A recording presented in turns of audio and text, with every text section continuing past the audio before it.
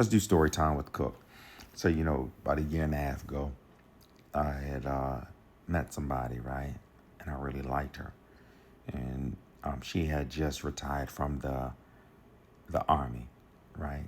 And very beautiful, stunning, and very witty, calm spirit. I liked her. So, I flew down to spend some time with her, and we were hanging out. And she had a daughter. So I look at things as a package deal. I don't look at things like a separation where, you know, go ahead and get your daughter a babysitter. Get a babysitter for your daughter. None of that. All of us go. So, things are going very well. Although I might say the first time that we went to dinner, we dressed up. She took me to some spot. And Atlanta is like a second home for me. I don't know what the spot was. It had about 40 tables, whatever. And the bill was like 475, and that's not including the tip, like filet mignon, all that stuff, right? Like in Maryland, right? In Maryland, a crab cake is the entree. At this place, the crab cake is an appetizer, right? They charge $25 for rice. $25 for rice, and it was like $22 for string beans, stuff like that, right? So it's all good. You know what I mean? So things are going well. She cooks dinner every Sunday and Saturday and so on and so forth. So we drove around. We just had fun because I just like to have fun. So her sister, first of all, her good girlfriend came over. Her good girlfriend was from Kentucky. So we there, while she's in the shower, just her and her good girlfriend. We in the kitchen, a good girlfriend flirting with me, trying to go. But I'm not going to say anything. I'm just going to ignore the good girlfriend, and I'm not going to say nothing to her.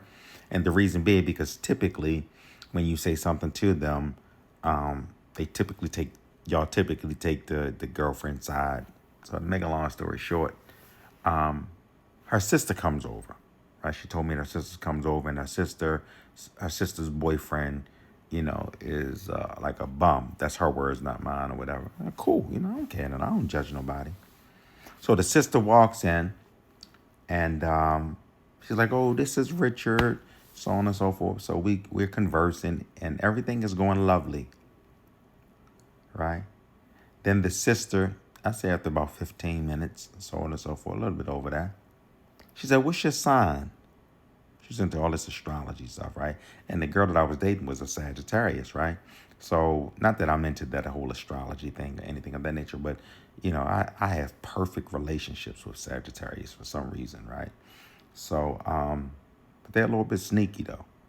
Sagittarius, they're a little bit sneaky, a little bit undercover with theirs. But anyway, and I don't know why I always attract like cancers. Like predominantly my whole life, I've always dated a cancer. My entire family is cancer, but that's neither here nor there, right? So the sister says to me, "So you a Leo?" I said, "Yeah." She says to her, "You got to get rid of him." I said, "What?" She said, "Yeah." She said, "Because your sister's a Leo. And just because her sister and her don't get along, she's projecting that her and I are not going to get along. But in actuality, she ain't satisfied with her man. And so because she ain't satisfied with what she has, she wants her sister not to be satisfied with anybody. And a lot of people listen to empty people. A lot of people, because you get suggestions or you get advice from people who have nothing going on with their life. They're not satisfied with their spouse, so therefore they want to project their emptiness on you, and then you guys fall for it. You guys fall for it. She's telling her to get rid of me because I'm a Leo. Yeah. So after that, after she told her that, her attitude, her disposition, everything about it changed and all that, right? So, we go tomorrow, we go to Publix and all that, right? And she buys all of this food and all of that and thought I was going to pay for it. My food was like three something. No, I ain't doing that. No, we're not doing that. So she even got a more attitude. And then she acted as if she wanted me to meet her parents and so on and so forth, right? But I can tell that she switched up based off of her sister. And if I don't, and I don't want to, you never want to date somebody that's easily influenced by somebody else. Yeah.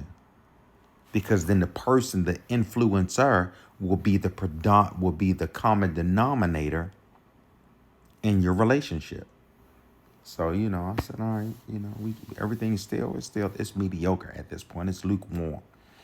So I said, what do you and your daughter like Bath and Body Works? Because I saw a Bath and Body Work up there by the Publix. She said, yeah. So I'll go and get 2 gift cards, right? 150 a piece, right? Give it to her. She said, oh, okay, cool. What you mean? Okay, cool. I just got in the rental, went, I got 150 for you and 150 for your daughter. And then she started really acting real crazy, right? So my flight didn't leave till 9. I left at around 3 because she got mad at me. Listen to this. I went to New Birth, and New Birth service. Shout out to Pastor Jamal Bryant. I went to New Birth.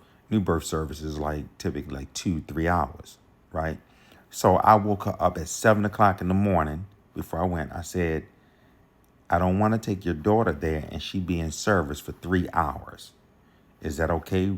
I was just being considerate. She said, yeah, you're right. Right? I said, yeah, you know what I'm saying? But if you want to go, it's no problem.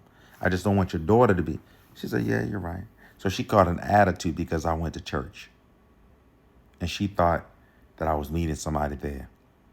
Like, let me tell you something. Sometimes, you know, we wonder why things didn't work out. And sometimes you just got to be grateful. Because if she's going to have that mindset and automatically assume things in the infancy of us getting to know each other and stuff like that, I mean, we was talking for a minute, blah, blah, and all that, right? But nevertheless, yeah, you got to be thankful.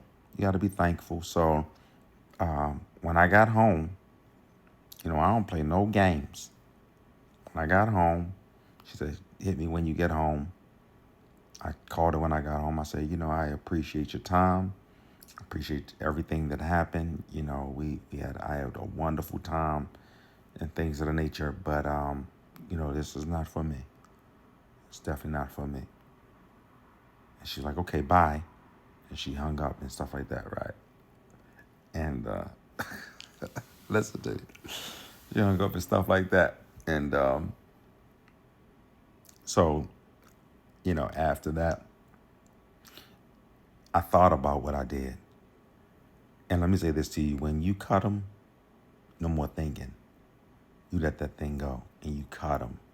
There's no more circling the block. You cut that thing. No more, what if this, what if that, what if that, what if that. No. You don't care how good they look. You don't care how good they smell. No, we don't care nothing about that. No, we worry about their character. Yeah, because sometimes we can get caught up into something that is never meant for us to be, never meant for us to have. Yeah, so make sure, the moral to the story is, the sister gave me that alley-oop and threw the monkey wrench in it so that I wouldn't get caught up. Sometimes the unusual suspects is what you need to help you get back on the path that you were destined to be on.